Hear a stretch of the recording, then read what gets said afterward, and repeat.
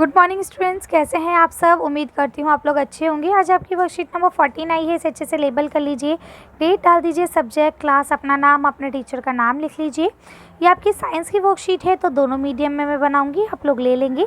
चलिए पढ़ना शुरू करते हैं। आज लिखा है आपका प्राणियों में पोषण, घास खाने वाले जंतुओं में पाचन।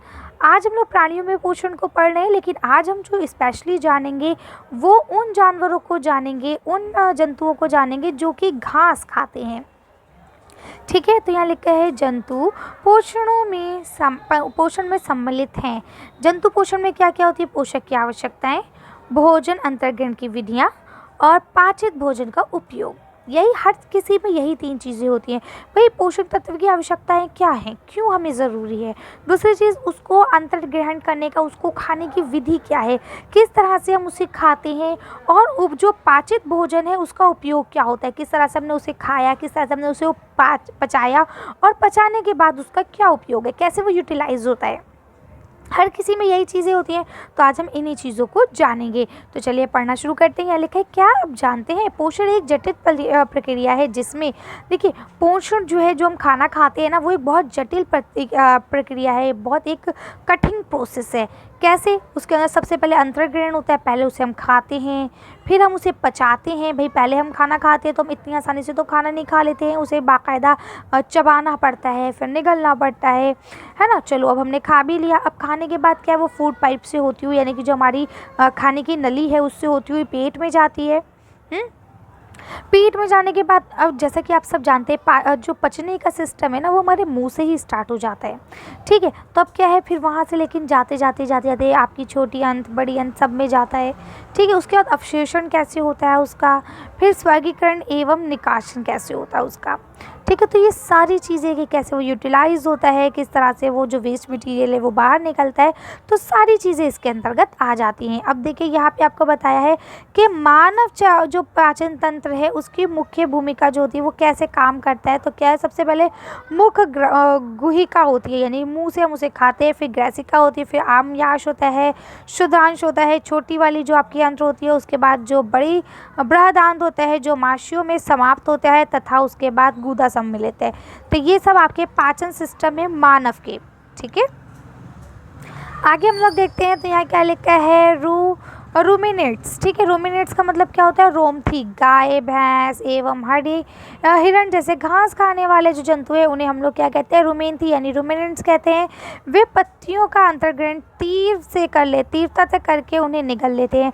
यानी ये लोग क्या काम करते हैं, जितने भी ये घास खाने वाले जानवर हैं, ये जल्दी जल्दी पत्तियाँ या घास जो भी खा रहे होते हैं ना, इसको जल्दी खा लेते हैं, निगल लेते हैं फ़ौरन।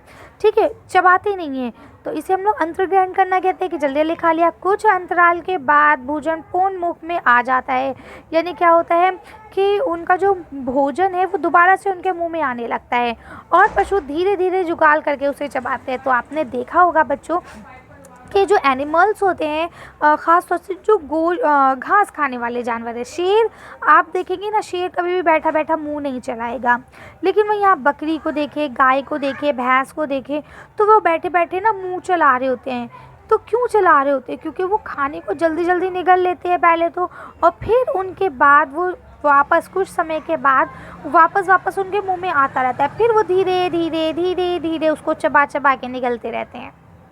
ठीक है, और उस चबाने की जो प्रक्रिया होती है उसे हम लोग क्या कहते हैं, जुगाल करना कहते हैं, जैसा कि यहाँ पे आपको तस्वीर में दिखाया गया। अब आपके यहाँ 2 क्वेश्चंस हैं, तो उम्मीद करती हूँ तक आपको समझ में आ गया होगा। आज आपकी वर्कशीट बहुत इजी आई थी। अब यह प्रश्न जो दिए गए हैं, तो पहला प्रश्न दिया गया है, दिए गए मानव पाचन तंत्र में से किन्हीं 5 भागों को नामांकित कीजिए। ये आपका डाइजेस्टिव सिस्टम है ह्यूमन का, है ना, मानव पाचन तंत्र है। तो अब इसमें से किसी भी 5 चीज़ों को आपको नामांकित करना है।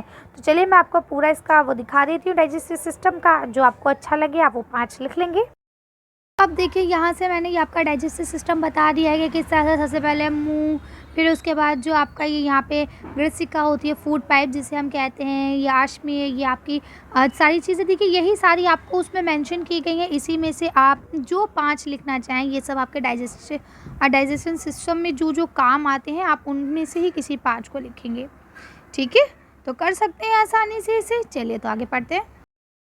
अब ये सेकंड क्वेश्चन जो है आपका, वो है मानव पोषण के मुख्य चरण। मानव जो खाना खाता है उसके पोषण के मुख्य चरण क्या क्या हैं? तो इसमें 1 2 3 4 5 मुख्य चरण हैं जो भी हमने ऊपर पढ़े हैं। तो चलिए इन पाँचों स्टेप्स को देख लेते हैं कि कैसे हम खाते हैं, फिर वो कैसे डाइजेस्ट होता है, किस तरह से वो अवशोषित होता है, किस तरह से फिर वो यूटिलाइज्ड होता है ना। वो सारी चीज़ें जो भी हमने पढ़े वो पाँचों प्रोसेस देखती हूँ, उसके बाद वीडियो को फिनिश करेंगे। आपके हो जाएंगे कि सबसे पहले हम उसे खाते हैं, फिर उसको क्या होता है, खाने के बाद उसे पचाना होता है, फिर उसका अवशोषण करना होता है, और उसके बाद फिर वो हमारे जो यूटिलाइज होता है ना, जो शरीर है उसमें जहाँ जहाँ जाना है, जिसकी जितनी ज़रूरत है वो हर जगह अपना अपना काम करता है, और उसके बाद लास्ट में निकासन हो जाता है, यानी कि निकलना हमारे शरीर से बाहर। वीडियो को हम यही खत्म करते हैं। अच्छी वीडियो में बस इतना ही। अगर आपका वीडियो पसंद आई हो तो प्लीज़ इसे लाइक और शेयर करें। अगर अभी तक आपने हमारे चैनल को सब्सक्राइब नहीं किया, प्लीज़ हमारे चैनल को सब्सक्राइब करें। Thank you for watching.